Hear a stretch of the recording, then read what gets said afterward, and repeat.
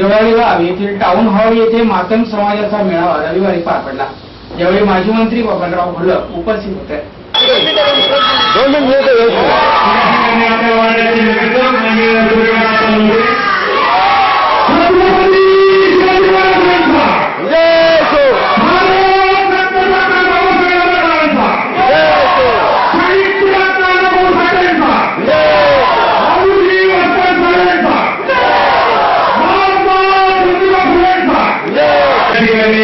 पुष्प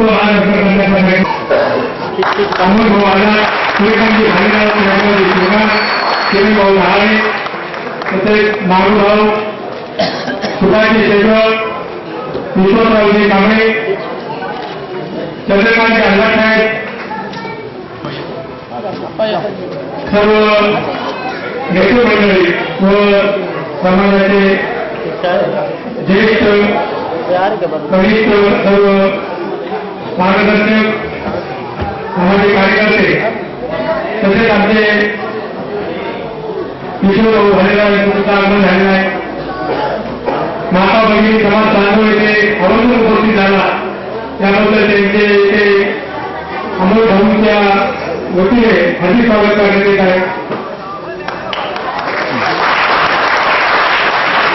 सामाजिक सोशल फाउंडेशनचे सोशल ग्रुपचे बाबासाहेब राठोडे त्यांचे सर्व सहकारी हे सुद्धा मान्य झाले. काय मागण्या होत्या? अण्णाभाऊ साठेंचं साहित्य हे शासनानं प्रकाशित करावं. हे शासनानं प्रकाशित केलं की माझ्या हाताने प्रकाशित केलं. अण्णाभाऊ साठेंचं स्मारक बांधावं ही मागणी होती. जे काही अण्णाभाऊ साठे आर्थिक विकास महामंडळ आहे त्याचं भाग भांडवल होतं 15 कोटी, ते मी पहिल्या वर्षी 150 कोटी केले. मी अण्णाभाऊंचं स्मारक पुढे बांधावं तर माझ्या मनात आलं की त्यांच्या गावी बांधलं पाहिजे, कारण अण्णाभाऊसाठी माझी गुरु आहे, ते शाहीर आहे.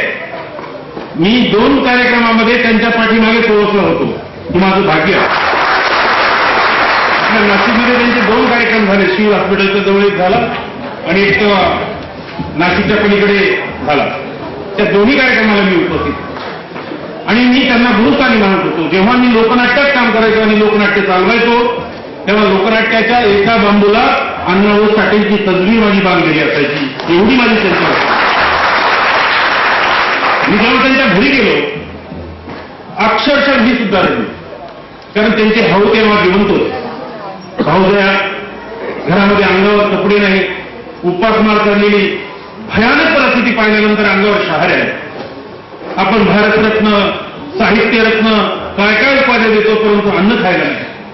शासनाचं लक्ष नाही. मी तिथून मुक्काम केला, कलेक्टरला बोलवलं आणि त्यावेळेस 95 साली 5 लाख रुपये डिपॉझिट केले एका बँकेमध्ये समाज कल्याणचे, आणि त्या 5 लाख रुपयाचं जेवढं व्याज येईल तेवढं दर महिन्याला कलेक्टर ऑफिसने अण्णाभाऊंच्या घरी पाठवायचं आणि त्याच्यावर कुटुंब चालवायचं. आजही ते व्याज त्यांना मिळत आहे. आजही मिळत. तुम्ही माझी परिस्थिती अशी आहे की मी माझ्या समाजाची संघटना फक्त नाशिक जिल्ह्यासाठी काढली.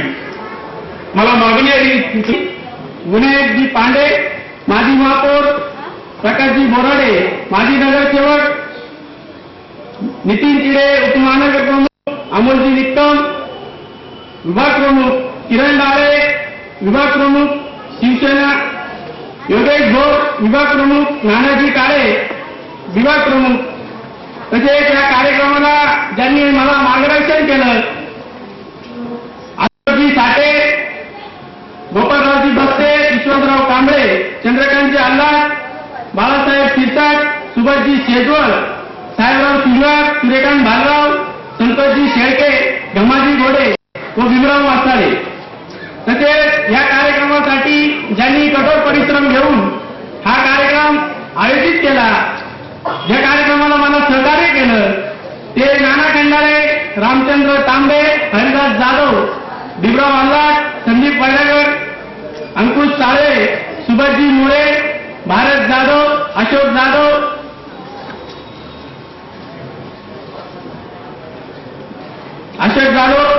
इतर सर्व समाज बांधव आणि माता भगिनी. नाना मला या ठिकाणी वतीने आणि सर्व समाज बांधवांच्या वतीने माझं शिक्षण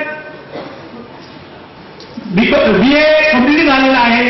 तसेच मी या ठिकाणी तुमच्या समोर सर्वांसमोर सुशिक्षित असा आहे आणि सर्वांसमोर जे माझ्या संस्कार माझ्यावर जे लादले ते म्हणजे आदरणीय माझे वडील सुरेश दादा आल्हाद यांच्यामुळे आज तुमच्या सर्वांपुढे मी या ठिकाणी उभा आहे.